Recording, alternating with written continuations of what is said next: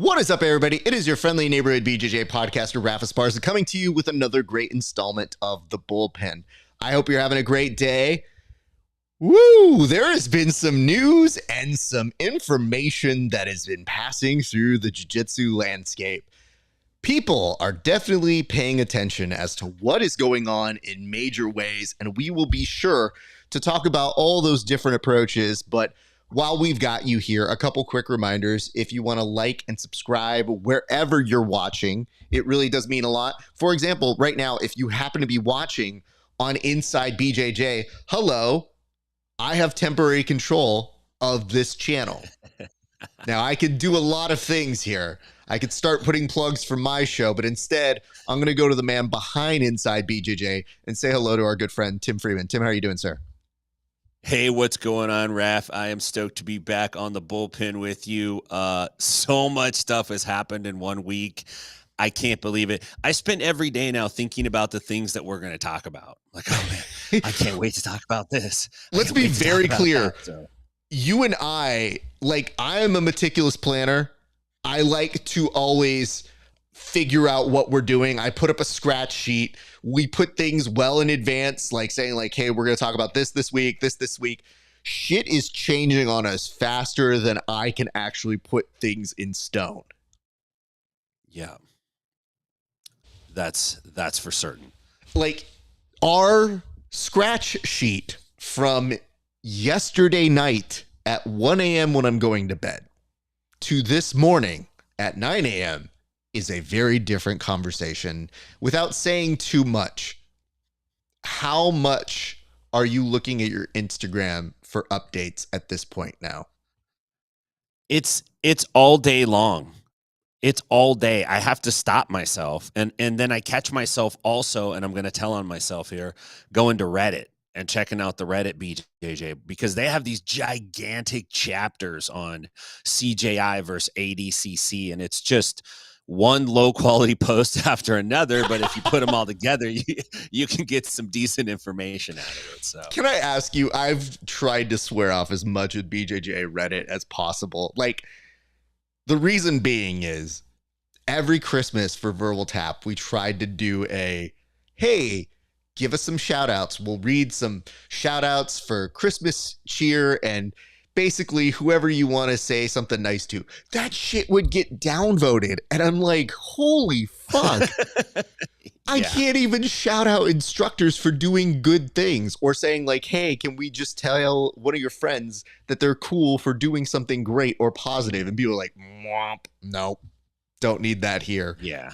So I've always thought maybe Reddit isn't my thing, but I've been told every once in a while they will occasionally say something nice about me or my show or an interview that I've done. But what is the word on the streets over on Reddit right now? Because now you have piqued my interest as to what they're saying.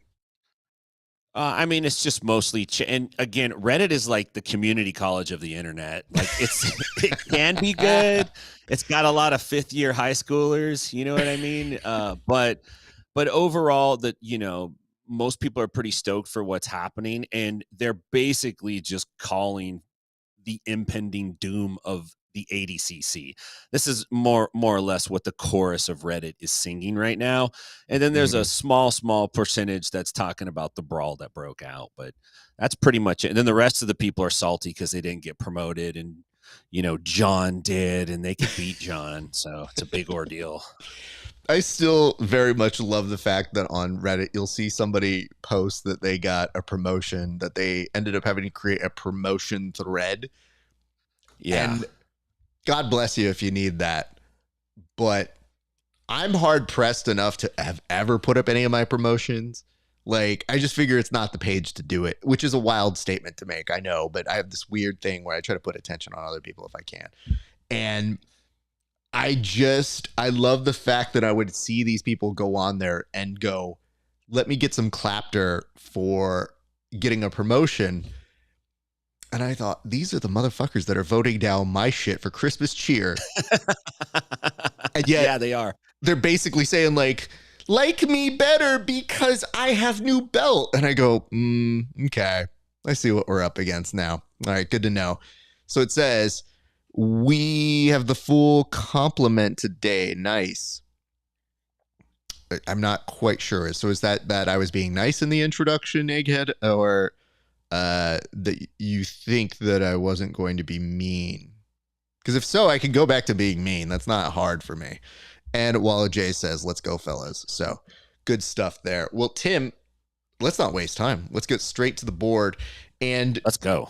I think we're going to start with what you were alluding to, because I think that is the biggest news of the day. So, yes, my friends, it does turn out that there was some major news this weekend. A fall brawl broke out over at one ADCC Open in Dallas. It's confusing because when people tell me a fight breaks out at ADCC, my thought is, what B team member is involved? And then come to find out there was a B team member, and then, of course, drama ensues. So, Tim, I'm going to play a video. I will say this. Unlike some of the other videos we've broken down before, the actual fight here is relatively short, but it did feature at least a decent punch, which is something we normally don't have. Right.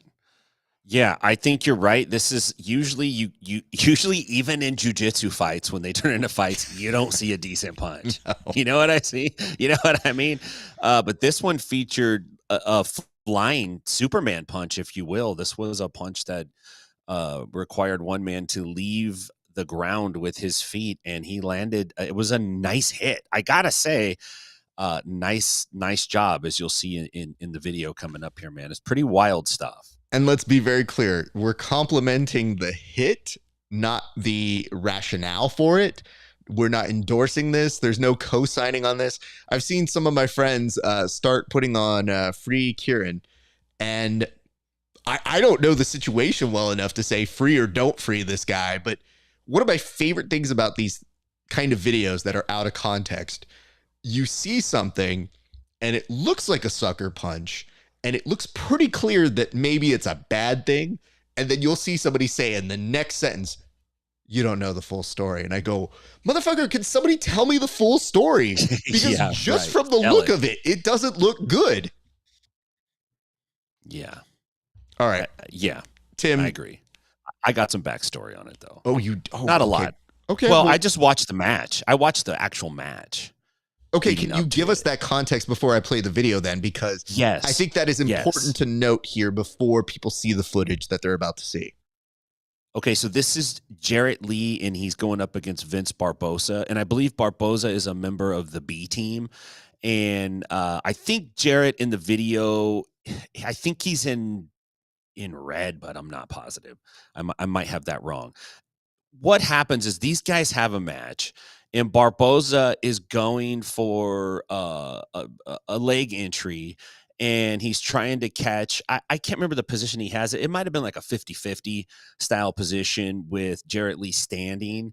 And eventually Jarrett Lee or maybe it was single X. I don't remember that part, but Jarrett Lee brings the knee of justice down and kind of ends up in a guard pass, more or less, and collects the 3 points, and then gets really defensive and kind of stalls out the rest of the match. Okay, so what led up to this is Barbosa was trying to take Jarrett Lee's back. And for ADCC rules, you got to have both hooks in, or you got to have a body triangle. And Jarrett Lee knows this. So what he did is he went flat on the ground and just pancaked his body flat and kind of pulled his arms and elbows in tight and just would like fight off the hooks. And Barboza had about 10 seconds to try to get the hooks.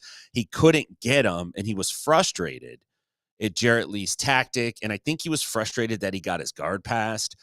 And so he just stepped on him at the like at the end of the match. And then, you know, you can't go stepping on dudes. That's not going to bode well with very many people. And Jarrett Lee had something to say about it. So, you know, that's the context of what happened. Barboza's frustrated that he felt like Jarrett Lee got the win because he stalled it out, even though Lee did pass the guard. So that's kind of where that's at. Okay, I kind of understand that. And you know, I'm friendly enough with Vince, so I know he's at least been to me very, very nice. And Kieran's a Canadian, yeah. So at general base should be nice.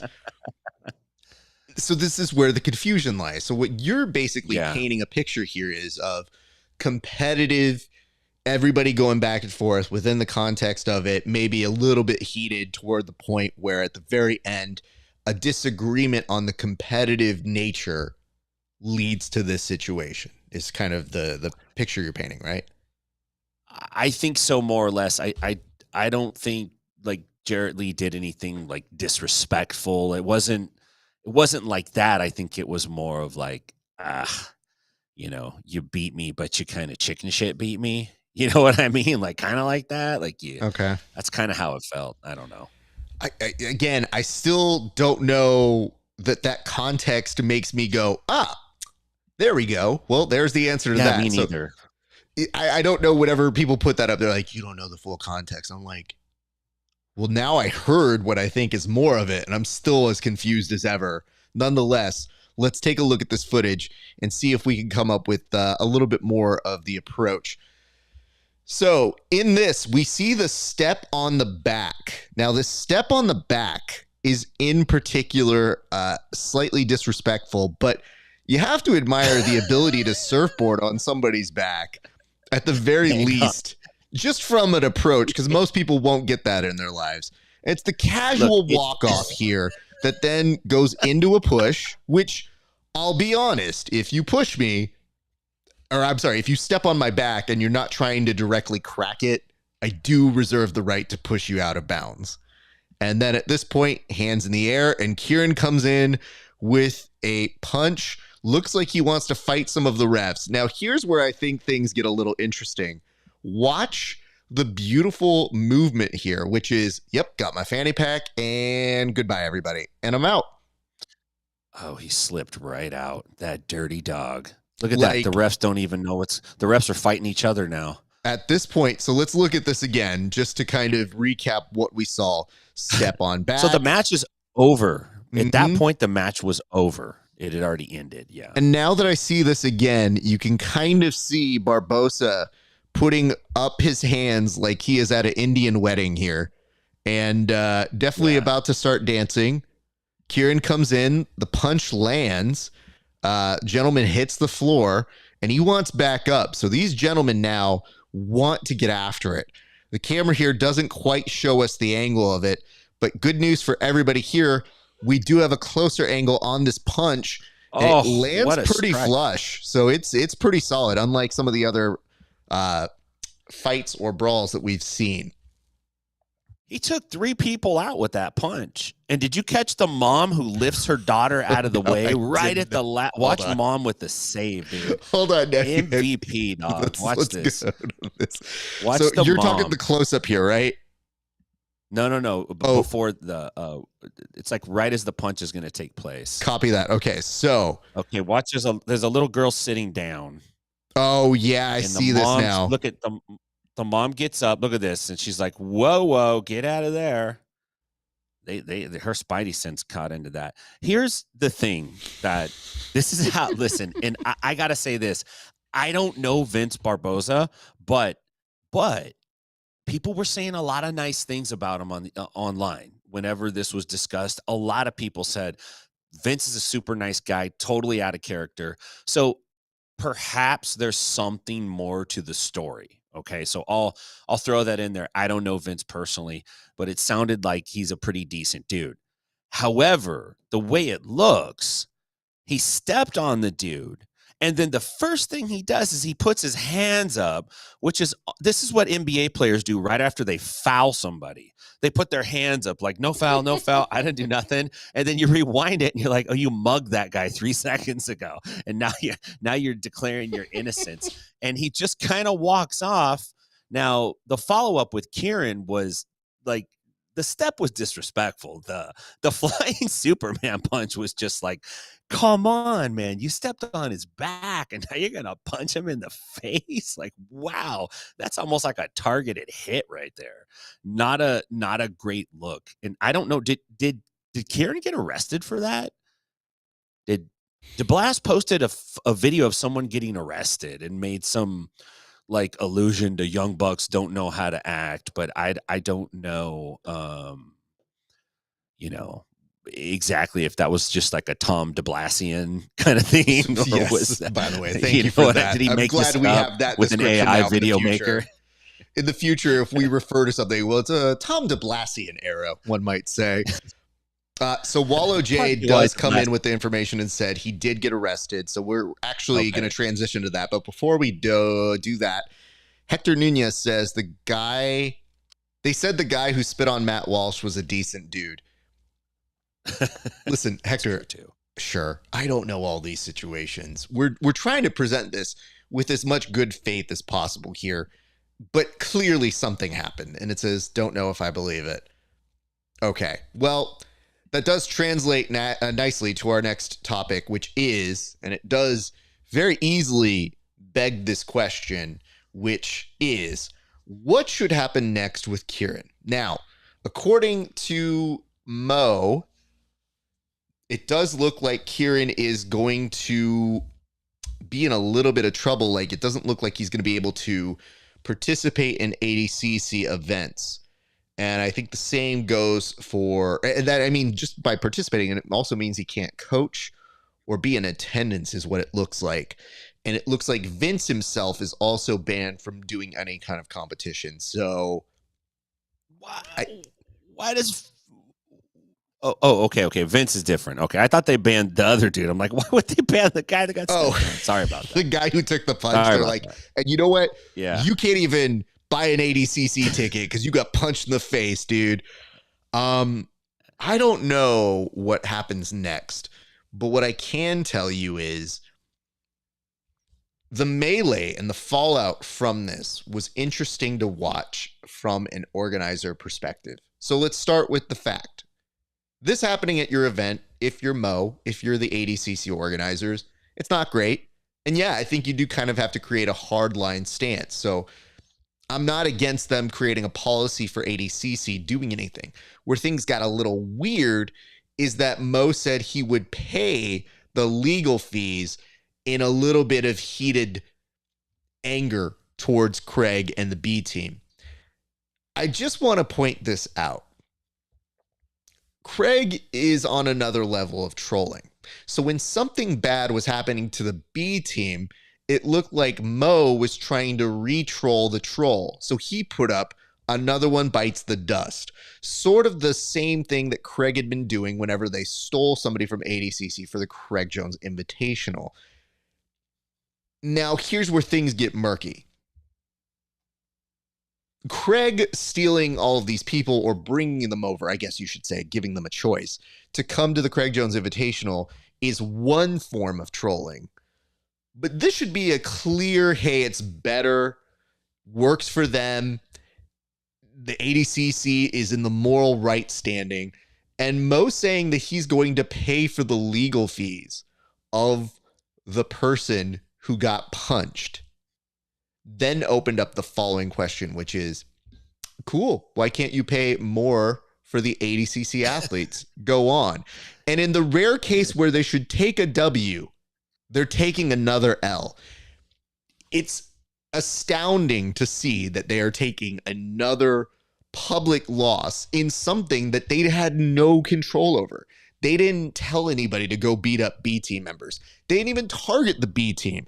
And yet, just by making the wrong PR choices, then you have to see Mo a little bit later say, I was mad. I've calmed down now.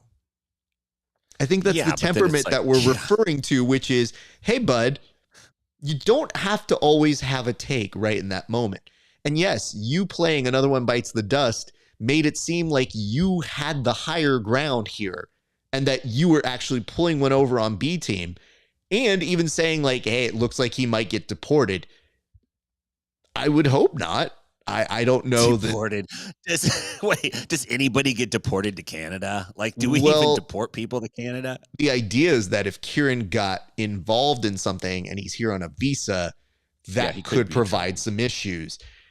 But to then say, I'll pay for the legal fees at a time when people just go, you just be handing out stuff now? Yeah, he can't even buy orange juice. Like, he can't do anything extra. If he upgrades his value meal at McDonald's, somebody's going to be like, what? You couldn't give that to the athletes? You know, they could use a Big Mac, Mo. Yeah, he's in a rough spot, dude. I kind of wonder, though, like, do the B team guys maybe not have an incentive to even care about ADCC or what happens at ADCC? Do you think they're just going to play it fast and loose from here on out and just pick up on the residual clicks and all the cool content they generate from doing it? Or are these guys is this just a case of like one guy got heated and for whatever reason, Kieran decided, you know, was he practicing this punch in the gym? Are we going to see some gym video of him like drilling this the night before? I don't know, but what's going on in jiu-jitsu? Like, I don't know. There's a lot of brawls. This is the first one that we've seen in a good minute that somebody had some good form, so we're happy on that side. I don't know that Kieran did enough to merit a crazy amount of violence. It's more one really dumb decision. And to face huge repercussions as a result of that would be unfair. So I think that's why you're seeing people say free Kieran. The flip side of that is you don't want to do nothing so that this stuff keeps happening. And what is worse about the situation is now you've opened it up for interpretation of, well, remember the time when somebody pulled out a knife and nobody faced any consequences? Because now you're getting people who go, oh, now I'm going to start making equations, like equalizing what happened here and what happened here. And it's tricky. I don't know that they're the same situation, but I can tell you if I pulled out a knife, I don't know that you would have heard the end of that one. I'm pretty sure there would be a lot of memers doing a lot of good work with being like, RAF ESPARZA thinks he's Raphael with a sigh now. RAF has got into his Ninja Turtle phase. You're Cyrus, the leader of the Gramercy Riffs, the most powerful gang in New York City, meeting up at Van Cortlandt Park, the Midnight Summit. I will it's the Warriors all over again. That's what's happening. I will tell you, this is how you'll see it drop in right now because I haven't formatted it properly. But we do have the the photo of Kieran getting. He looks like a felon. I mean, it looks like when Mark Wahlberg was in his tough guy stage. Yeah, he's definitely in his fear stage here. Yeah. Here's what I would say. Kieran, I don't know you. I don't know the context. I don't know how heated you are. I hope you're fine. I hope everybody's okay. I would tell you this. If you're ADCC, create your policy, get in, get out. Just stop trying to dig in the dirt. And it says, I'm not sure ADCC can afford to ban athletes at this point. There's not going to be anyone left to compete. Sure. And it says money for lawyers, not for athletes. I'm telling you. He can't buy a Big Mac. He can't buy a 5-pack of tacos at Taco Bell. He's fucked, dude. He's got to be cooking dinner at home every night of the week, or that's wasting athlete pay, dog. That's just where he's at, man. Mo's going to be at Costco, and somebody's going to look at his cart like, do you really need all that? Really? You can eat all that Haagen-Dazs? Pass one of those down to Gordon Ryan might need a couple of those. Gordon's got to be feeling left out. Like, talk about missing the war. This guy is like I totally mean, Gordon's Mr. Irrelevant definitely right now. he's definitely weighing in. And it says can't find any citations, court records, or charges online. Perhaps that's a good thing. Maybe we need like an internal jiu-jitsu court. Oh my God, Egghead, we know a guy. We can make this happen.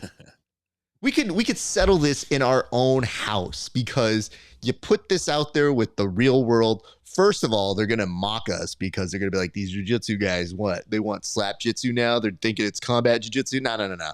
I feel like we do what Undertaker did behind the scenes in the WWE. They had Taker's Court. So we get one guy, you appoint him it, and then they have to do some weird penance that has to do some sort of dumb hazing thing. Like, I think we can make that happen so it doesn't have to go to court. So, Egghead, let's talk about that as a spinoff in the future, sir. All right. Well, that'll take us to our next topic, which is right now coming up for you guys. Adam Bradley, Andy Varela, and the Rotolos. Oh my. Man. Okay. Now, Andy Varela was a big question mark. He seemed to be signaling like he was going to stay at ADCC. Yeah. He seemed to be giving that inclination he was going there. Adam Bradley, you could see him going more to the Craig Jones Invitational just based on for what happened to him. But he accepted an invite from ADCC and then said, just kidding, I'm out 3,000. And you can't blame him. And then, of course, as we mentioned, the Rotolos announced today that they both will be taking their talents to the Thomas and Mack Center in Las Vegas. Tim, what do you make of all of these fake outs? Because now we're at the phase where fake outs are a real thing. It's not just where are you going? It's not even safe. You may switch alliances. So what make you of all of this right now? Man, a few things. Let me see if I can not forget anything because it's kind of insane what's happening right now. The first is, for me personally, I'm surprised that Varela made this decision. I really came away from PGF believing that Andy Varela was 100% focused on winning ADCC, and that's what he's been working so hard and so intensely for over the last 2 years, really. I think he felt like he really wanted to get 2022 back, and he was making it like a very personal, intense agenda to do that. So I did not expect him to pull out. I just figured he'd be like, no way. I'm going for this. I got too much time invested. I'm going to stay here, to the point that he also confirmed it. And not that many athletes have come out and been like, hey, by the way, guys, I'm still doing ADCC. But he actually did that. And so I thought, oh, it's a lock. Varela's still going to be at ADCC. And for me as a fan, in my head, I was like, well, they still got Varela. That's still going towards C. They got Varela. It's going to be great. And then Varela's like, nah, man, I'm out. I need that 10K. That's half of what I got from PGF just for showing up. So for me, that was like, dang, man, that's really got to take the wind out of your sails. Adam Bradley, same thing, but I just think Varela just has a little bit bigger of a pull. But then to follow up with the Rotulo brothers, like, what the and those guys were quiet. They're like doing one and doing this and doing their shit and not really like out there saying exactly what they're going to do. And now they're going to CJI. I think that if I'm Mo, it was a super duper bad weekend for me. And the other point I wanted to hit on is it's confusing to kind of know who's in ADCC right now because nobody's going CJI to ADCC. That we haven't seen that take place. The all the fish are going one way right now, right? You're not seeing anybody go reverse direction. And if you look at the ADCC listing of like, you know, what the brackets or not the brackets, but what the roster looks like, it's confusing because they list people's names who are in CJI, but they just put the word invited by their name. So you don't, it's like they kind of leave it out there out there in the open, like maybe they'll do it, maybe they won't, which is confusing as a fan when you're going to look at it. And I imagine they stare at this list. Mo probably has this list ingrained in his head right now, you know, like to the point where it's probably very, very saddening to him to see these guys drop off. I don't know exactly what they're going to do, but they need to do something. They need to either come out and say, look, man, we don't want to compete with Craig. We're all about the community. If Craig wants to do this, that's on him. Or they need to come out and like go, hey, guess what? We got the big guns. Like, we're going to freaking double down on this and like pay everybody twice as much as you. Or I don't know. They got to do something though, or they're just going to get backed into a corner, and then the community is going to do whatever they want. They'll make the decision on them. So crazy stuff. Never thought I'd see this, man. Okay. I don't know that I've been able to clear this with you, but we actually have some live reactions. So I don't know how our team did this, but we got live reaction from the person who is updating the ADCC website. So thanks to our staff here at the Bullpen. We appreciate you, but we got direct footage and we were able to get a still shot of how they look right now. And here it is. Just, we feel very bad for the person who has to update that site, because you think you might have somebody and then all of a sudden they're gone. That's more than one kind of trouble on that too. That's woman trouble, that's job trouble, that's substance trouble. I'm just saying, in that picture right there, it represents multiple kinds of trouble. And that's what ADCC has. Mo's running out of fingers to plug holes. So I don't know what he's going to do. Phrasing. Like, come on. There's a serious problem. Don't. Let's not open that phraseology up. We like that. Not from the mean streets. All right. Let me throw out a few things here. I'll start with Egghead, who said both Rutolos in the negative 80 kg bracket means the brothers have a 1 out of 8 chance, or 12.5% chance at winning $1 million already. Correct. Good stats. I would tell you, somebody sent me a note earlier today that said, why aren't the brothers splitting squad? And I said, I think it's a divide and conquer mission. I think the two of them strategically said, hey, if you don't make it to the finals with me on the other side of the bracket, I want you to take out as many people as possible, because unlike other people who say you can't split the money, we're goddamn brothers. So try telling us we can't split the money. Like, the money's coming to us for the same cause here anyway. The one benefit that we know from the two of them is we have seen these two kids murder each other for plastic medals. So guess what they're going to do when you put $1 million and pride on the line. So if anybody's going to be in the finals and you don't have to worry about a gentleman's agreement, it's those two. So I feel A-okay with them being on opposite sides of the bracket. And if they so meet at the end, so be it. But good Lord, Tim, you did mention something and I was actually going to ask you about it, but instead I'll kind of take this one. Yeah. You were talking about the concept or the possibility of people just going one way, meaning from ADCC to the Craig Jones Invitational. And it got me thinking, what is the way somebody would go the reverse way? Like, how would you go from Craig Jones Invitational to ADCC? And I don't see a current pathway to doing that, unless there's money under the table. Now, Craig has alluded to this a couple times and said, ooh, hey guys, don't take any money under the table. As in, some people might be getting money under the table. And it begs the question because, you know, Craig doesn't just drop in references for no reason. So even if he's insinuating it or trying to put it on ADCC as if it was a theory, it might be more valid than not. It at least gets us wondering or thinking, are people receiving money? Now, Mo has been talked about for having charity for certain situations or certain people or certain favorites. But it begs the question, like, is he doing that for anybody else right now? Is that an actual situation that's happening? Hard to say. So I guess what I would say to you, Tim, is what is the likelihood that under the table money is happening in your opinion? Oh yeah, I mean 100% it's happening, I would say. In fact, one of the rumors that I recently heard was that the fact that the under the table money was being paid got leaked out, and that's why Mo came out. And I don't know if this is true, and I'm not going in on Mo. I don't know personally. I don't know you, Mo.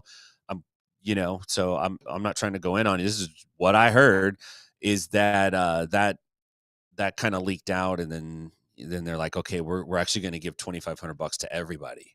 But it was more of like, now we got to give it to everybody because it kind of leaked out that we were giving money to these guys and those guys and that one guy over there. So, I mean, listen, that kind of stuff happens everywhere. To think that it doesn't, especially in an organization that probably runs fast and loose, and especially in startup organizations that are growing, there's a lot of things that go on and deals that get made, and that's one thing. But the problem here is like there's a fundamental argument taking place, and one party's going like, hey, there's no money, I'm trying my best, and that's not exactly true, right? And so it becomes a problem, and evidently the community agrees with them. So yeah, I think there's most likely under the table money going just by nature of the fact that people like money, and people don't like to pay taxes, and people also don't like everyone to know what's being made on everything because it can cause problems, especially if somebody else is getting a big fat zero.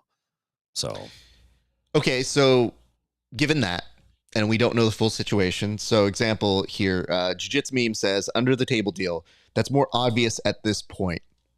See, that's the hard part. It's an inference, so it's more likely that it is at play. I think the dangerous thing to say is that it is not proven, and it's hard to get people to admit, did you take money like that? Because people are like, what, me? No.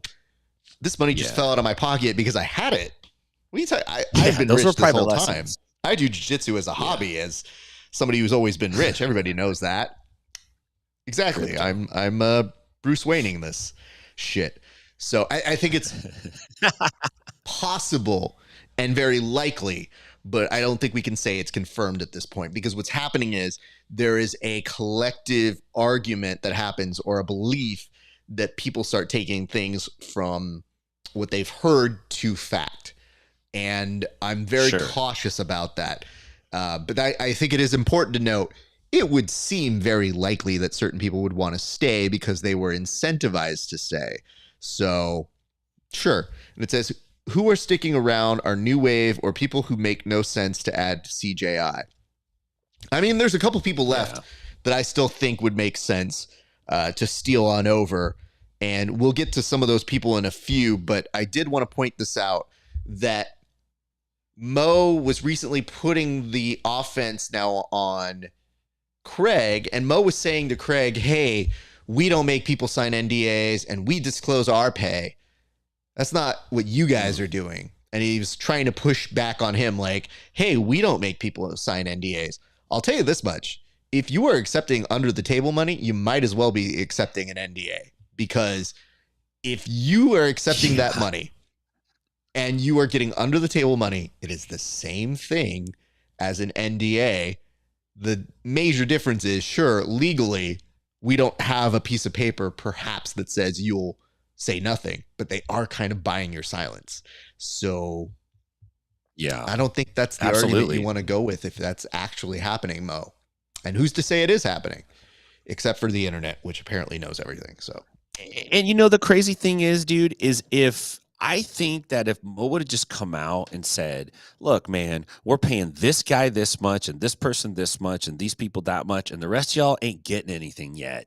And that's just where it stands. We're going to try to get everybody money. These are the people that are getting paid right now. That's more palatable. I can get that down. You know what I mean? Better than I could get. There's no money for anybody except my $2 bazillion T-Mobile Arena 2-day lease and the money that I may or may not be paying under the table. It's like, come on, dude. I saw a note here from Jiu-Jitsu Memes that says, how do I get on this show in one week? I don't know.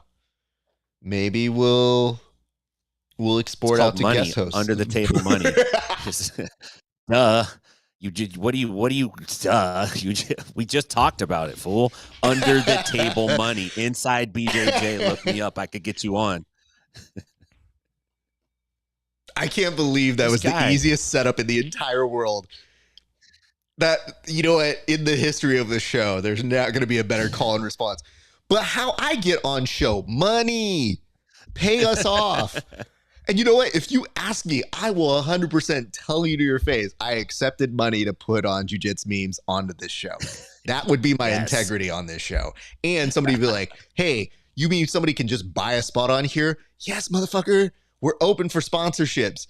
Come on this show and give us money. We could put their dollar amount in their little nameplate, just like Jiu-Jitsu memes. $223. People will be like, Raf, why was that person qualified to be on your show? Because they paid. Yeah. You know what this is? This is what rich people do at like charity auctions, right? They're like, hey, take a walk with Tom Brady, pay $15 million. And you go, okay, I'm rich. Take my $15 million. Is this for charity? And Tom Brady's like, nah, it's for my divorce, fam. So... Right. It says the non-version Steve Carell can get on this show that I'm trying to get on too. I mean, in time, young man. Egghead Warrior, before we move on, you did say, I bet they made a deal where they have to be on opposite sides of the bracket. And that's in reference to the Rotolos. Probably knowing them. Let's just say this, dude. And I was trying to figure out the right phraseology for this. Bradley has a case. I think he should have been Craig Jones Invitational from the get-go, just as a standpoint. What got weird is that he accepted the invite, and I was slightly bummed that he wasn't going to do Craig Jones Invitational. And then, fool you. No, he's 100% riding with Craig Jones Invitational. But then he did the additional thing of saying, you know what? I didn't like the way you guys treated me. Also, fuck you.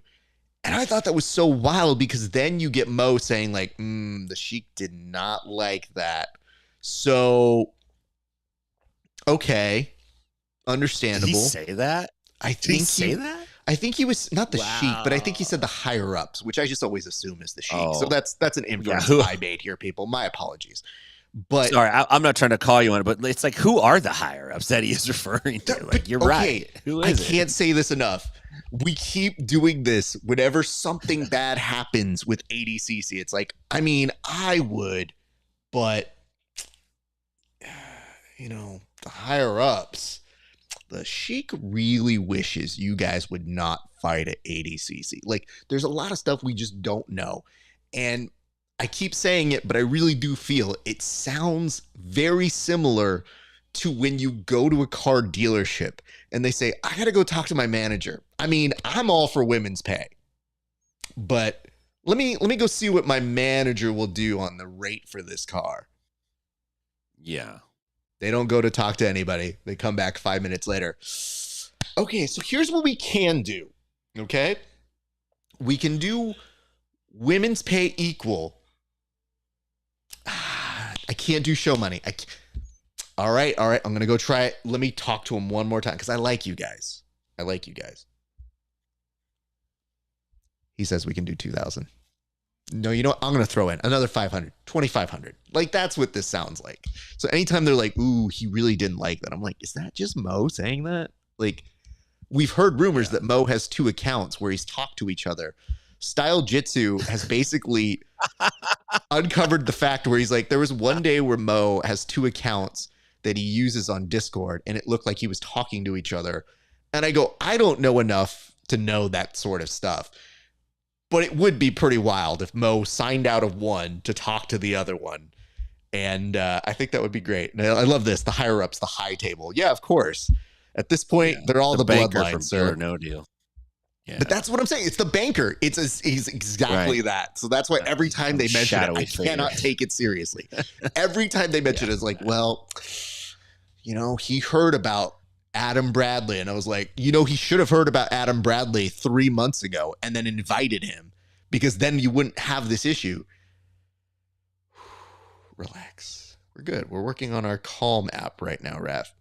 All right. So that's the Adam Bradley situation. Varela, you mentioned it. You laid it out nicely. It's half of what he did already in his winnings for the PGF just to be there and be an exciting performer. A great steal. The Rotolos is the one that hurts. Here's why. We didn't even get into this, but tip of the hat to our friend Style Jitsu once again. He caught this. Cade was on Ariel Helwani's show just today. And Ariel said, how did the ADCC guys take to you doing the Craig Jones Invitational? And his response was, I haven't talked to Mo. In fact, my manager just told me that the news just broke right now. We just decided it like last night. So it goes to show that no one is safe. But when you mentioned what would it take, and we kind of alluded to the idea of under the table money, I just thought it would be even wilder if somebody reverted back to ADCC. Like, how wild would that be? I don't see it as a real possibility because there is no public version of incentive for them. There might be a private one, but publicly, I don't see an appeal to going back. And I feel like they're in a weird spot right now because, to me, Tim, something incredible happened, and that'll take us to our next topic, which is we knew something big was coming, but we maybe didn't know for sure it was going to be Mackenzie Dern going out of ADCC to now take on Fionn Davies. And that's a match that a lot of us really would like to see and had high anticipation for. Mackenzie Dern has obviously taken time off to go have an incredible MMA career that she's still doing and pursuing, but we've lost her in jiu-jitsu. Meanwhile, Fionn has created this incredible resume, and it's kind of one of those dream matches. So I guess the question to you now, Tim, does this or does this not give more credence to the fact that maybe Zuckerberg is actually behind all of this? I mean, dude, yeah, it does actually. Now that you bring it up, it makes perfect sense. In the beginning, I thought that's crazy, but I mean, who better than a guy with bottomless pockets to buy into this, and a dude who's pretty shrewd in business, as the Winklevoss twins know. Like, this guy knows what's up, man. He's a gangster when it comes to the world of business. Dern coming over is a huge win for Craig, and it's not necessarily a loss for ADCC. It's not like they had Dern, but it is a little bit of a punch in the nose. It's like when the girl you were dating breaks up with you, and then she gets a new boyfriend, and he's way freaking cooler than you, and you know who they are, and you're like, damn, she's dating that dude. Like, dang, I'm a piece of trash, man. Like, that's kind of the move that they pulled by bringing Dern in for this super fight with Fionn Davies. Both Fionn and Mackenzie have similar accolades. If you actually look at their records and the things that they've done, they're both similar. I think Fionn is a little more accomplished on the jiu-jitsu side now, and I know that sounds kind of crazy, but if you stand them up next to each other, it kind of looks that way. However, Mackenzie's got a great career in mixed martial arts, and obviously she's very well known for her fights in the UFC. And I think Mackenzie might have a win over Gabby Garcia in the gi, perhaps. I think she does. Yes, you are correct. I think which is not easy. So, that's a huge match, and it's a super fight. One of the things that ADCC is known for is their historic super fights. You're talking guys like Jean-Jacques versus Dean Lister. All ADCC has right now is Gordon Ryan super fights.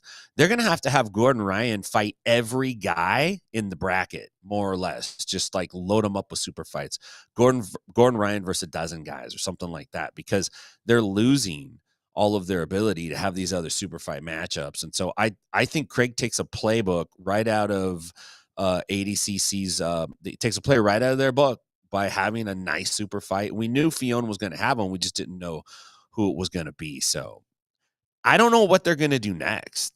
It's just like, it's kind of mind boggling. It's hard to predict, but yeah, major pull for Craig Jones and getting Mackenzie Dern in there like that. I want to point this out, and this comes from John, who says Dern also brings in MMA fans to watch. CJI. That is a great point. And, not one that I had even really considered, because I was so caught up in the spectacle of having Dern participate, because she did announce she was doing ADCC. So I know you mentioned it wasn't like losing somebody, but it was, because to me, I thought, she was going to make her. She was. Okay. She was going to make her presence back at ADCC known, and seeing her back in that hunt seemed so much fun, because you thought, can she still do it? What can she still do in jiu-jitsu? Like, yeah, you spent all that time doing MMA. You're probably not really losing too much jiu-jitsu, but how much have other people caught up? And that creates a very big spectacle. So to me, I was like, that's great. But the whole purpose of this has been to entice people who come from inside that MMA world to come join us from an entertainment spectacle. And bringing her with a giant fan base is a very smart idea. So props and kudos to you, John, for that great insight there. What I would say, though, is, we kidded about it, and we said Mackenzie Dern would be a great matchup for Fionn. I was saying it. I was hoping it would be true, but I just thought, man, Mackenzie seems like she would stay with ADCC. And to know that even she, with a history of ADCC, could be persuaded to come this way, it begs the question, what is she thinking? What is she feeling? What is her statement about it? Because she is so non-political about this stuff. She's very much like smiles, occasional different accents, sounding sometimes. But she's nothing but professional. And I've had the chance to chat with her a couple times, and she is very good. She is the real deal in terms of behind the scenes, very nice, very personable. It makes a huge difference in this world. So I can't imagine she was one of the people who didn't necessarily tell Mo.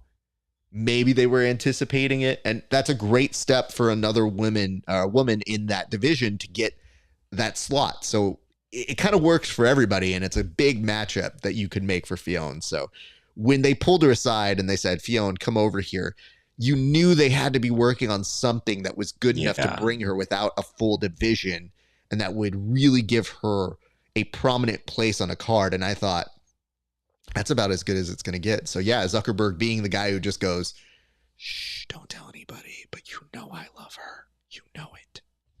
Take my money. $3 million, no big. Like, who's going to say that? I do, I think I have a joke. Okay? So it's kind of a call and response here, okay? Okay. Okay. Tim, my question for you is as follows.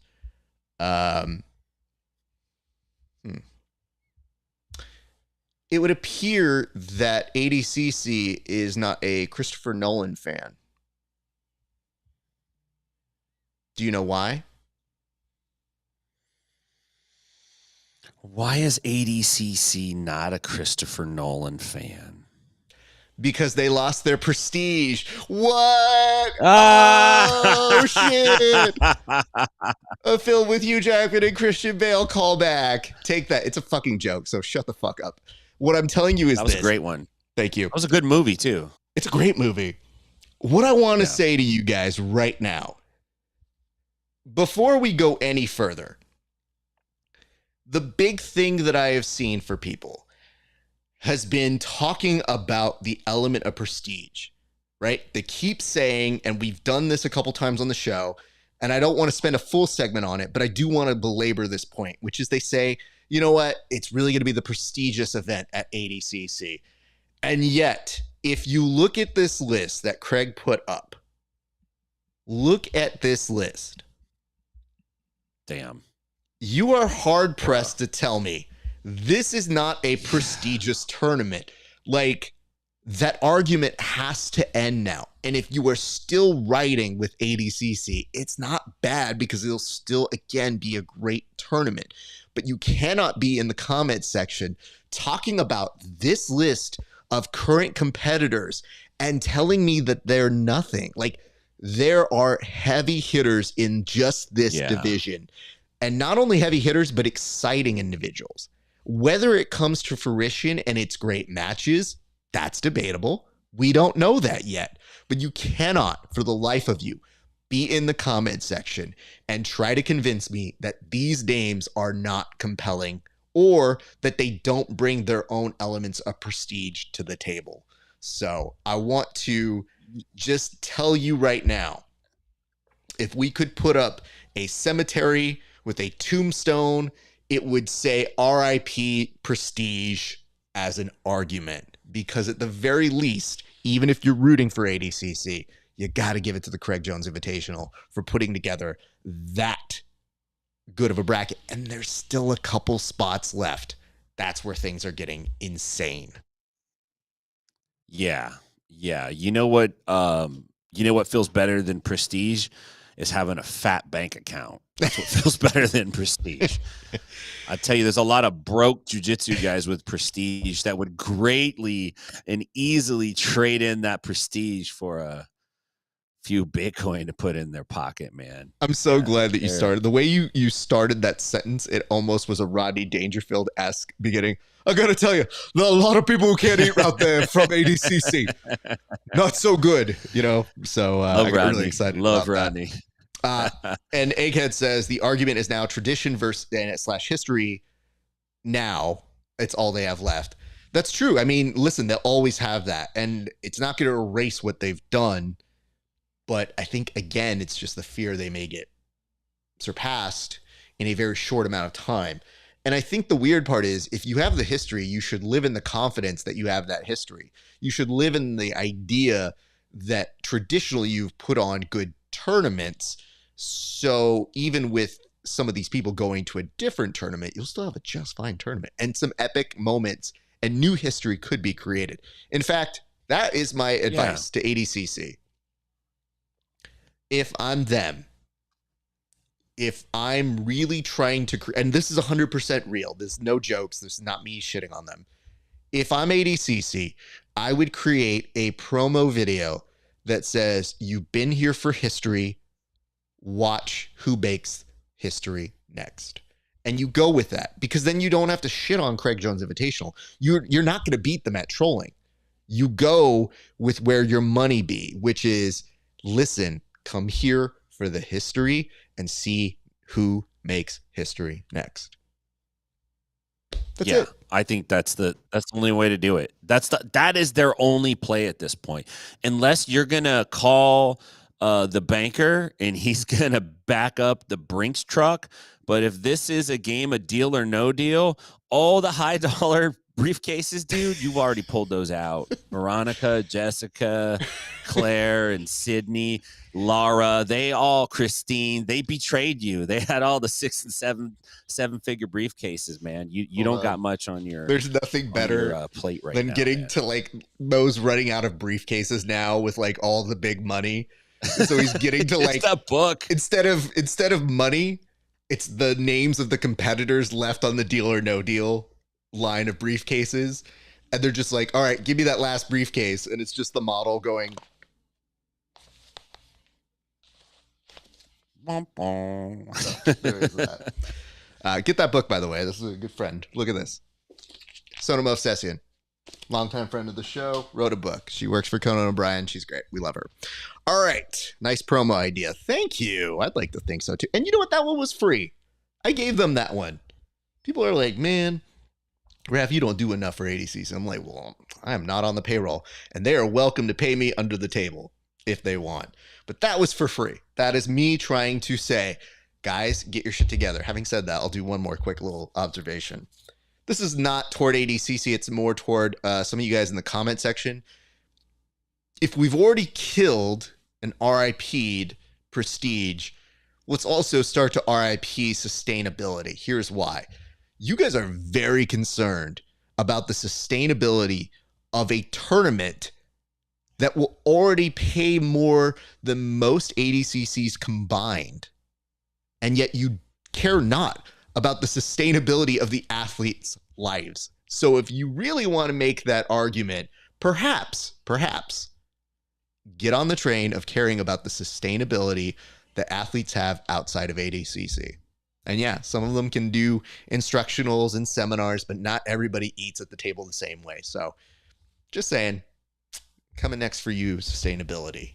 All right, let's go to our next topic. Full disclosure here. This is more of a question I'm asking to you, Tim, because I don't know that I have it, which is, anything notable happened at Polaris? I didn't get a chance to catch Polaris over the weekend. Had Eddie Bravo out for a seminar and just wasn't on the on top of mine. But I did see that Helena Cravar won, and she fought somebody that had just as of an interesting last name as her, which was Jessica Tortilla. But I think it's not tortilla because there's not two L's in it. But it's Torttila. So yeah, that was probably about the Levi Jones was on the card. I think he lost via decision actually. So overall, Polaris does a nice job, in whatever model they do. They kind of just do what they do. They don't get caught up in the drama too much of what's going on in jiu-jitsu. I think, which is kind of cool. And maybe there's definitely a market for that now. Like, hey, I just want to watch some jiu-jitsu. But yeah, I didn't get a chance to catch it too much. It'll be interesting to see. Polaris is still hanging around, and I feel like, and so is EBI for that sense. And those are almost like the last year's model, and for lack of a better term, and I don't mean that in a disrespectful way. I just mean they were an earlier iteration of jiu-jitsu promotions, and they're still here. And it'll be interesting to see not just how Polaris, but also EBI adapts to the things that are happening and changing. EBI has always paid money. In fact, the Danaher Death Squad damn near bankrupted EBI. Those guys went in there and were getting 4 subs every single time, taking home the full paychecks. Like, they got paid pretty reasonably well back then. And you're talking like some of those were like $50,000. So, they've always had a model where you could make money. It's just never been the big push for it because you have to win everything in a certain way to get the money. So it kind of makes it a little bit different in terms of athlete pay. I don't know what Polaris does in terms of pay. They probably break off a little bit, I'm assuming. Maybe not. I don't know, but I would imagine they do. But it will be interesting to see in the future how organizations adapt to the fact that CJI is putting out so much money. And that bracket, stacked like that, is going to be the first time we've ever watched jiu-jitsu in our lifetime with a bunch of dudes where one of them is going to walk home with $1 million. So the intensity and the level of excitement and energy that you're going to see in that, you have not seen before. It's going to be something unique and different. And I think that trumps prestige every single time. So yeah, it's going to be cool stuff. Anyway, did not watch Polaris, but I bet it was great. I'm going to be honest. For somebody who didn't watch Polaris, you still had a pretty good assessment of what was going on. So props to you, sir. A lot of people, when they didn't do the homework, will just be like, great expectations.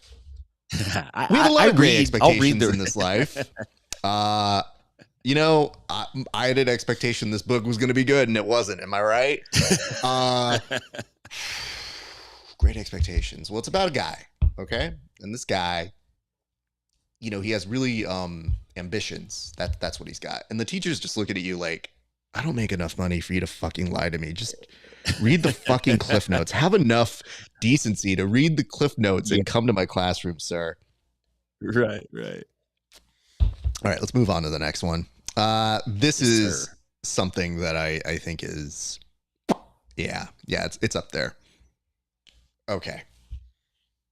I'm going to put a little theory out here to you guys, which is, I thought about this today, and I realized that there was a reason why Craig Jones has selected the Bulls as a jersey that they have arguably, legally, not completely ripped off, but ripped off. I think it's because his trolling is at a Michael Jordan Bulls run level. Like, I've not seen somebody hit this many W's in terms of trolling, perhaps in any form of jiu-jitsu. Like Gordon, when he would roast like Andre or try to get super fights or go after Keenan, those were nice little moments that were always based in, I can beat you. The jokes weren't always there, but the getting under the skin was. Craig is doing this, and just the thought of what Craig might do next keeps people entertained, excited, and leaves them wanting more. But this week, it took a particular turn when Craig basically blew up a car that said ADCC on it with a cartoon-like bazooka, a missile, if you would, shot it at it. And then as a result, this is the story we're being told, was shot at by a Russian drone. Now, wow. I don't know how much of this is true, how much of this is pure marketing, but that line blur is enough to get you excited. And for him, at the very end of it, to just say, by the way, Craig Jones Invitational tickets go on sale on Monday at 10 a.m. And I think to myself, this dude is doing this kind of marketing just to get us to go to the dumb show. Like, what the shit? I've just never seen anything like it. And this is somebody who appreciates good marketing, good trolling, good jokes. And I have to give credit where credit is due. So the one thing I did wanted to ask you, Tim, what do you expect next from Craig? Because we've already seen an incredible amount of stuff. Where do you go from shooting a missile at a car that has in NWO letters ADCC written on it? Where do you go next?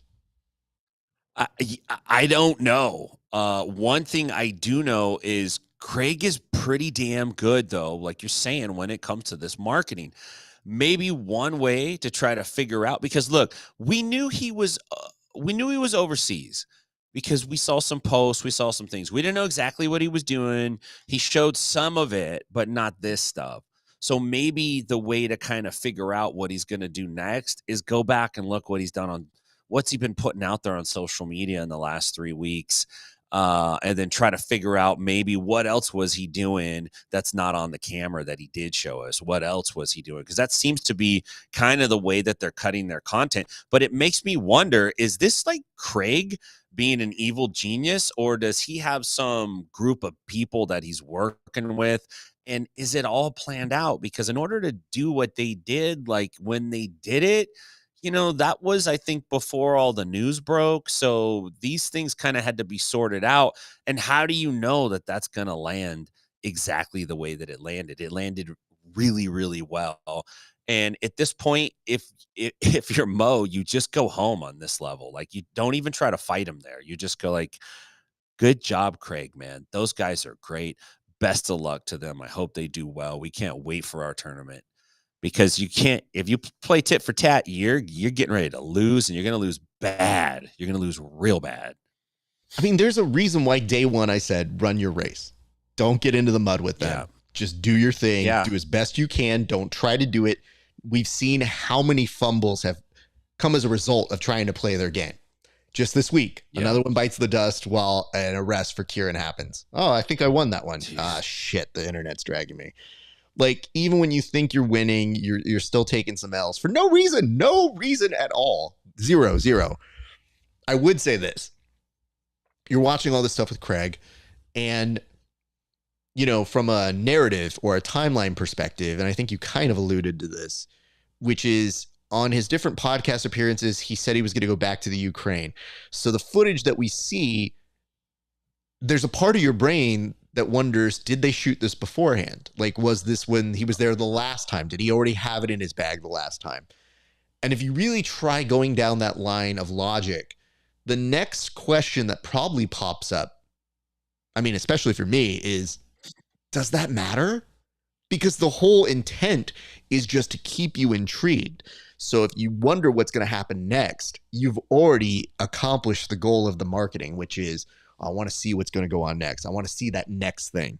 And so it's just driving that interest continuously. So people who do this in the future have a high standard to follow. But having said all of that, I have called Craig in the past the Bugs Bunny of jiu-jitsu.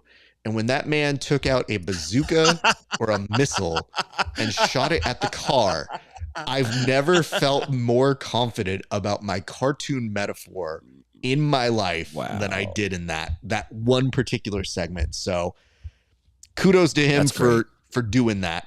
And one last thing that we will do as we transition to this next topic is, this is how good Craig is firing while at the same time promoting his brand.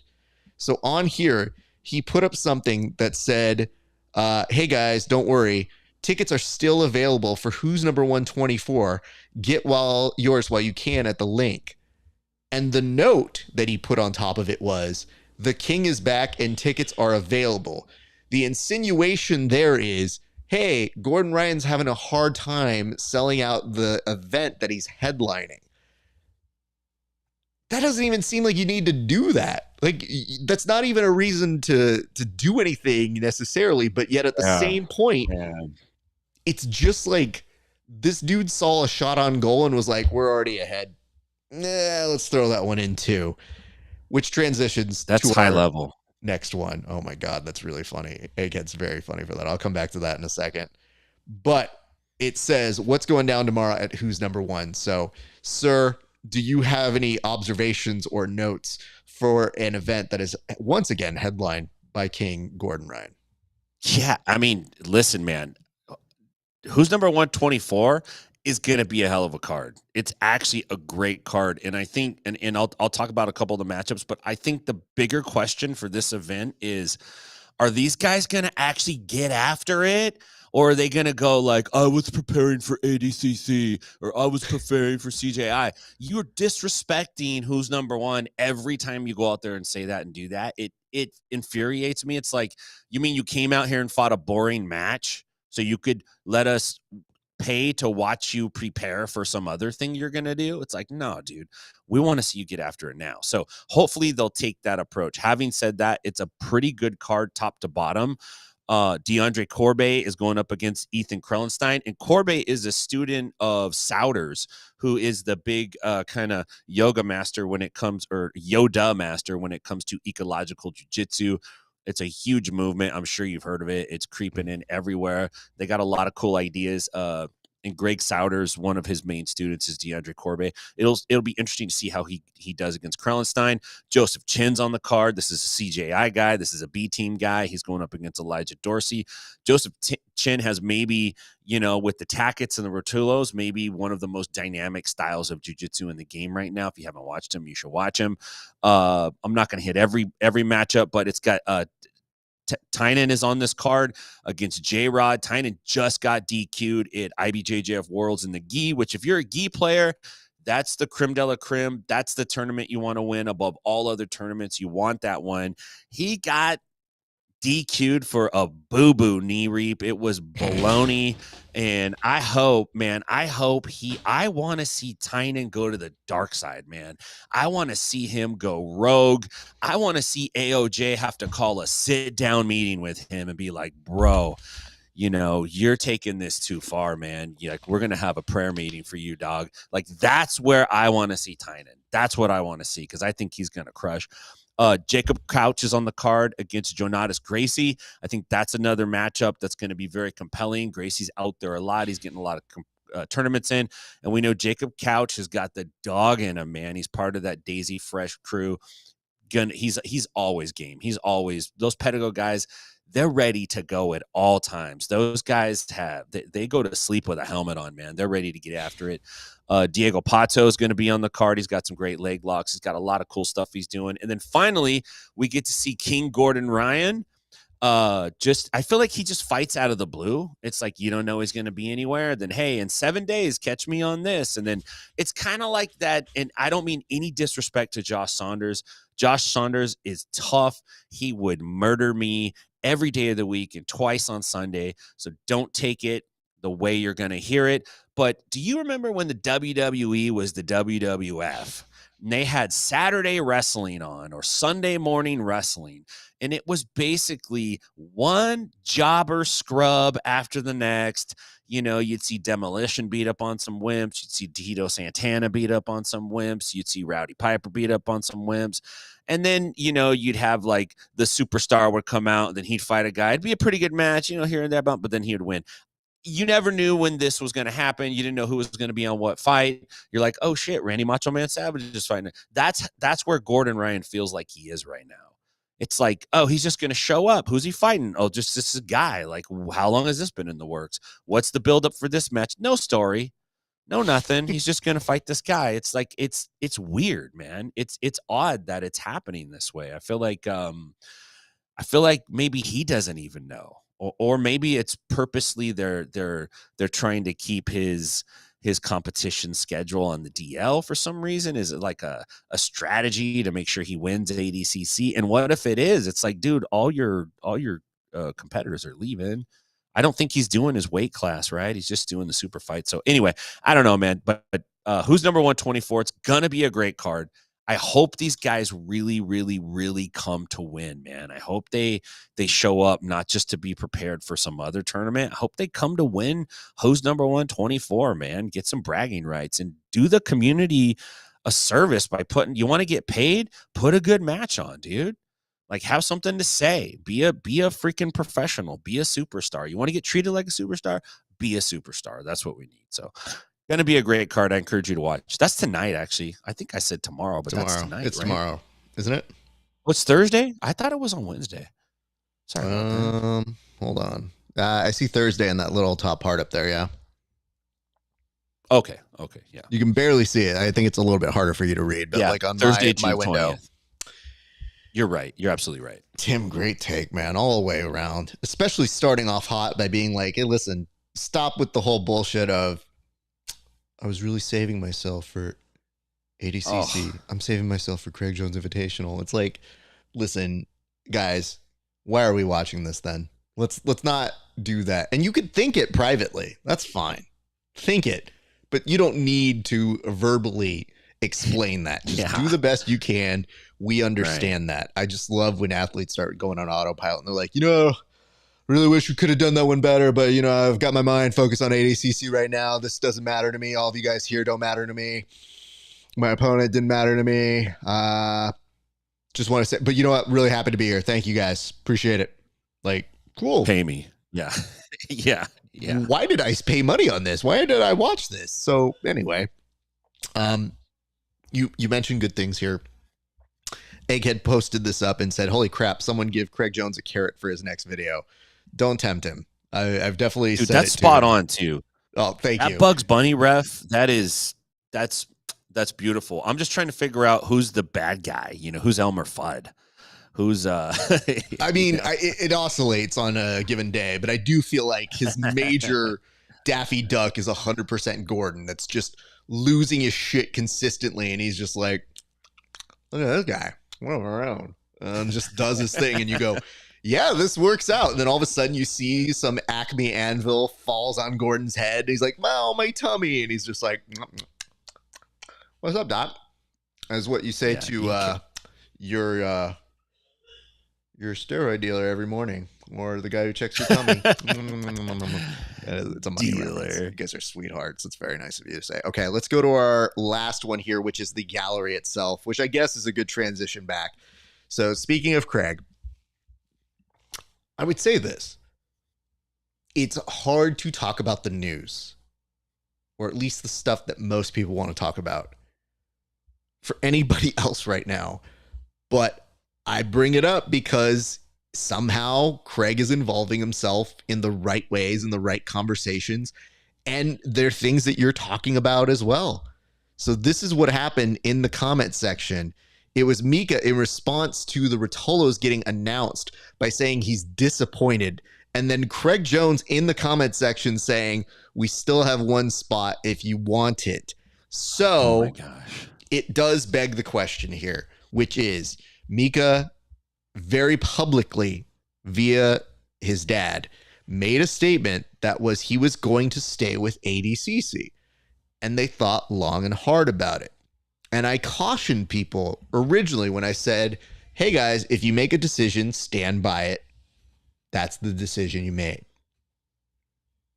There's always a risk that important people or certain people may defect to the other side, and that's something you have to live with. So if the thought was it's going to be the most prestigious title, okay. If the thought was maybe I get my shot at the Rotolos and we really get to see who's the best in the world at this, well, they made a certain decision and he's allowed to be disappointed, but to act like he wasn't given an opportunity to go the other way, you know, like, hey man, you don't really get to be disappointed. It's a big risk that came with the decision that you made. So if anything, he's just seeing the repercussions of that decision. And for Craig to even see all of that and then say like, hey, do you want to come now? Is picture perfect, hilarious. I don't think they can come now because they've made such a public admission that is also not taken into consideration if they were given anything on the side, which many people believe they have been, and it seems to be something people have alluded to. But I would be okay with Mika coming over. I would love it. I would love for him to come over. I would welcome it.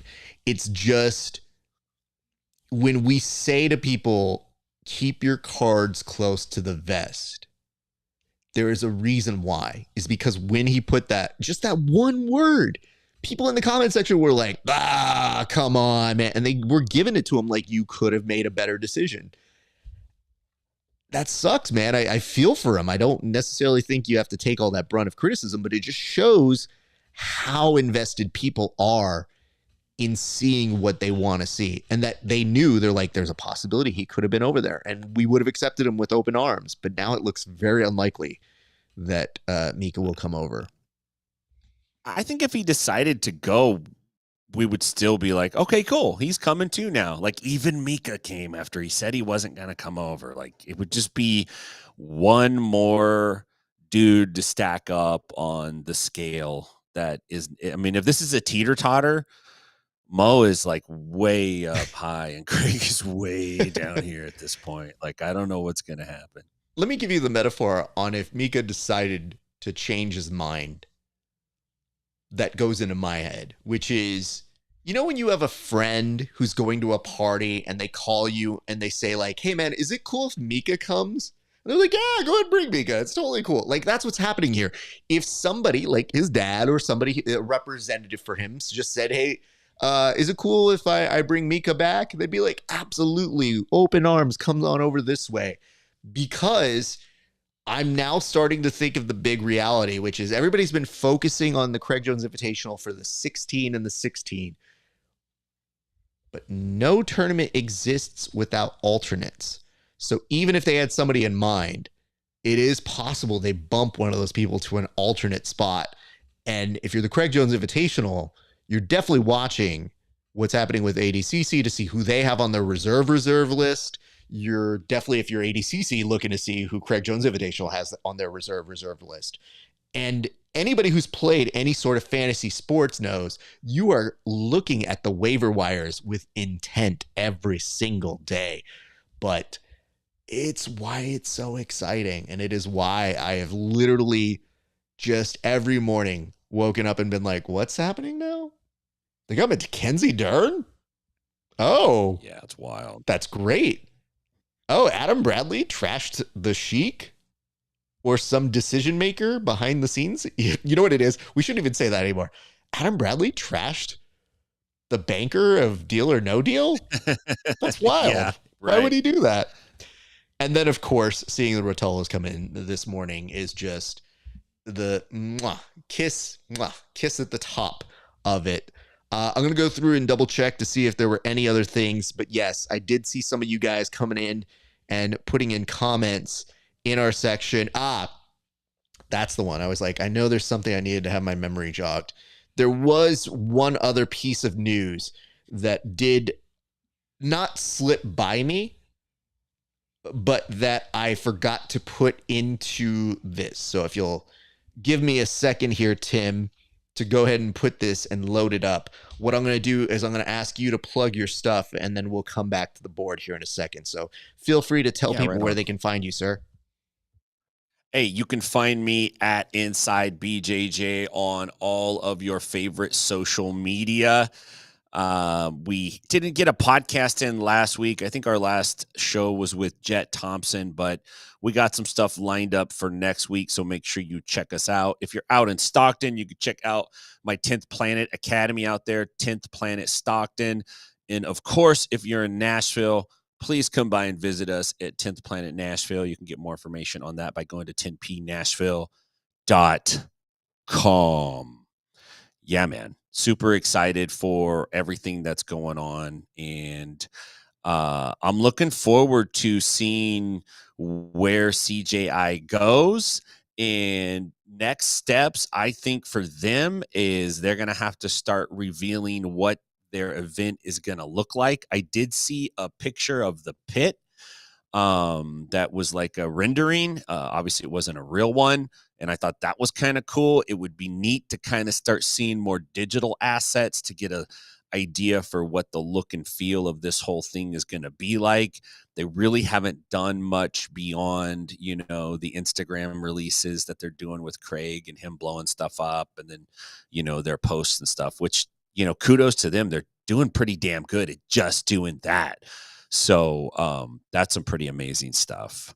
Anytime you're ready, Raf, you could jump in and cut me off. Oh, no, I'm I'll good. you were listen, you were plugging all your shit perfectly. I didn't want to step on your toes there, but great stuff. I did want to say the last gallery aspect that I forgot to preload was, you know, it's always great when one of our own has an accomplishment that is very cool here. So big congratulations are in order to our very own Tim Freeman here. Tim, congratulations. By the look of it, it seems you added some accessories, maybe a new belt to your repertoire here, sir. So tell us a little bit about that. Yeah, man. So, you know, I've been a black belt in the gi since 2016. I started training in 2005 and put a lot of time into it. I'm not super great at jiu-jitsu, in my opinion, especially when you start getting old. You're like, oh my God.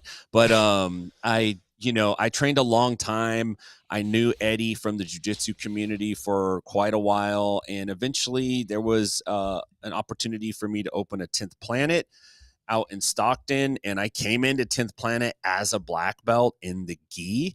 And Eddie basically said the way they do it is like, well, you're a brown belt in 10th Planet, and don't be in a rush because it's going to take you a while. And my philosophy was like 100%. I do not want to be in a rush. I want to do right by 10th Planet Jiu-Jitsu. I want to do right by Eddie Bravo. I want to build an army of 10th Planet Jiu-Jitsu practitioners, no-gi grapplers. And that's pretty much what I set out to do and what I did. I did not foresee myself opening another 10th Planet out in Nashville. But, you know, 2020 had a lot in store for everybody, and I squeezed that bitch for everything I could. And so I came out to Nashville and opened up a 10th Planet out here. And we've been here going on 3 years now. And, man, I think I've been a brown belt with 10th Planet Jiu-Jitsu for going on 7 years, a little over 6 years. So, Eddie came out this Saturday. I did not know he was going to promote me, to be honest with you. We've never discussed it. I've never asked him about it beyond that initial conversation. I'm just very old school. Like, you know, you get it when you get it, just shut up and train. And that's pretty much the approach that I took. And he kind of swerved on me. We had a conversation the night before, and he's such a master troll on every level. Eddie's so good. You're literally in the presence of greatness when you're talking to this guy, because you never can quite figure out if he's playing you for an angle or not. And he's a very sincere, sweet guy at the same time. But we had a little conversation, and I was like, yeah, okay, well, that gives me not that much clarity on things, but enough clarity that it's probably not going to happen anytime soon. And then on Saturday, he pulled it out of the backpack and pulled out the black exoskeleton rash guard that you can only get from him. He won't even mail one to me. He gave me a medium, which I'm not a medium, man. I need an XL or a large at least, dude. And I'm like, Eddie, can I get like, he's like, I don't even put these in the mail, dog. You got to come to HQ to get one of these. So it's a man. I can't believe I got a black belt from Eddie Bravo. I swear to God, I really can't believe it. I'm very grateful for it and appreciative of it. So that's my second black belt in jiu-jitsu. And I got to be real, man. My goal was to get a blue belt when I started training. I had no idea I was going to get hooked on jiu-jitsu, and I was terrible, like garbage, terrible garbage, worst white belt of all time. And it really is true. If you just keep going, man, you that's who's good, the people that are left. So very grateful to Eddie and everything he's done for me. He's given me a lot of opportunities, and I've tried at every step of the way to do right by those opportunities. So one of the reasons I'm here right now. So really grateful for him, and it's an honor to be a black belt. 10th Planet Jiu-Jitsu. It's an honor to get it from Eddie, 100%. So, and that was very sweet of you. Thank you, Raf. That was very nice of you to do that. Thank you. Well, of course, man. I mean, listen, dude, it is rare that somebody goes the extra mile to get it in two different disciplines. So to get it in gi and then get it in no gi, most people are pretty content. Like if you put a black belt on me in one of those regions, I'm pretty sure I just go like, yeah, this is what I'm going to do. You know what I mean? Like I'm hoping that in my time, just exhaust people where they give the honorary doctorate kind of black belts where they're like, that's not like a real black belt, but like he spoke at a graduation one day. Under the table. We gave him that. Under the table. Is the right under the table money, Raf. I have 2 degrees on my black belt in the gi. I can do this for you. We can make this happen. But you know what the nice part is I've gotten to the point where I have grown with so many people over the years that I know for sure that my odds increase by the day just from exhausting somebody where they're going to be like, oh, fuck, fine, here, have it. Like, not from any real talent, just from like, you're around, fine. So I've just had an appreciation for those who do it both ways for the gi and the no gi side, because it's a good, ambitious goal to have, but it's even better when it happens unexpectedly just based on the work that you've done. So I wanted to make sure that our viewers know that we aren't just shits and giggles here and good takes. It is always based in a love of the sport. So once we finish these shows, we go back to our worlds where you're an instructor, you're a student, you're a practitioner, and that never ends. So I wanted to give you your due props, sir. So congratulations on that, man. Thank you very much. Appreciate that. Of course. All right, man. I'm going to close this up and I'll say bye to you off air. But Tim Freeman, everybody, the esteemed and the now well-decorated 2 times over. It's like champ sort of stuff. You know what I mean? Like black belt sort of stuff. So congratulations to you, sir. Thanks, man. All right, you guys. That's pretty much going to do it for us. Your reminders as follows. You can catch me here at the Grappling Hour basically every single week on multiple formats. You can see my interviews, and if you want to see those interviews 30 days before anybody else, you can head on over to patreon.com/grappling hour. You'll see my interviews for just $5 a month, 30 days before anybody else. And right now, we've got some good ones. We've got Eddie Bernal, friend of the show, local fighter, gives me the exclusive on his retirement. We also recently talked with our good friend Ryan Aiken, who told me how he came to going with ADCC over the Craig Jones Invitational. It's a really good story. And we get into his EBI absolute win, which was very fun to talk with him about. Last couple things, you can also check us on out at rafesparza.com/merch if you guys want to buy some of the hoodies or the t-shirts. All that money goes directly back into the show, and it is majorly appreciated. So thank you all for your support on that. Last couple reminders on Apple Podcasts and on Spotify. You can check out our podcasts. We are now putting up more of our content on there. So we've got some audio episodes that are going up daily right now. So be on the lookout for that. And if you guys like, comment, and subscribe, that really does help the show. So if you haven't figured out what you wanted to comment on now, I'm going to ask you in the comment section to tell us what you think Craig will do next for his marketing. Because at this point, we're getting in the like Fast and the Furious plot territory. Like this dude's going to go into space soon to promote Craig Jones Invitational. I think that's the only where it's supposed to go. And last but not least, follow us on the Discord at Grappling Hour. Ladies and gents, that's going to do it for us here at the Bullpen. Thank you so much. Check us out every Wednesday. We will be back next week. Lord knows what's going to happen in that time. But in the meantime, we appreciate you guys. It has been a great day for grappling. We will see you back on the mats.